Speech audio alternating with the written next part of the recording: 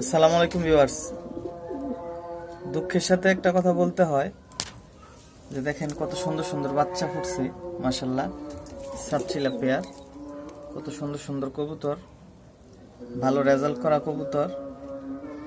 কিন্তু দুঃখের সাথে একটা কথা বলতে হয়, আমরা যখন কবুতর বিক্রি করার কথা বলি তখন একজোড়া কবুতরের বাচ্চার দাম বলে 400-500 টাকা।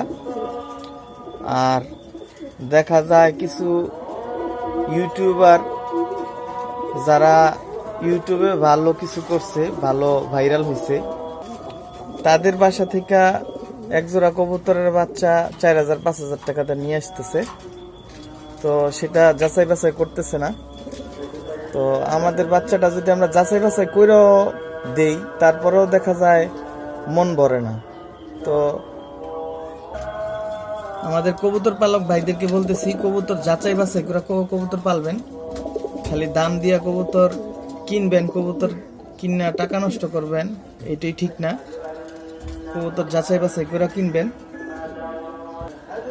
ছোটখাটো কবুতর পালোয়ারা যে ভালো কবুতর পালে না এমন না, ছোটখাটো পালোয়ারা অনেক ভালো ভালো কবুতর পালন করে। তো ভালো কবুতর সবার ঘরেই আছে, খালি ভালো ভালো ব্রিডার যারা ইউটিউবে ফেমাস বা সামাজিক যোগাযোগ মাধ্যমগুলোতে ফেমাস, তারাই যে ভালো ভালো কবুতর বলে এমন না। এই যে কবুতরগুলো দেখাইতেছি, প্রত্যেকটা কবুতরই আমার রেজাল্ট করা। এবার 52 কিলো পর্যন্ত পাল্লা করছি এবং টুর্নামেন্ট খেলছে 31 কিলো, 41 কিলো। মাশাআল্লাহ, কবুতরগুলো এবার আবার জোড়া দিলাম। এক বেজ বাচ্চা বিক্রি করছি, তো আবার জোড়া দিছি।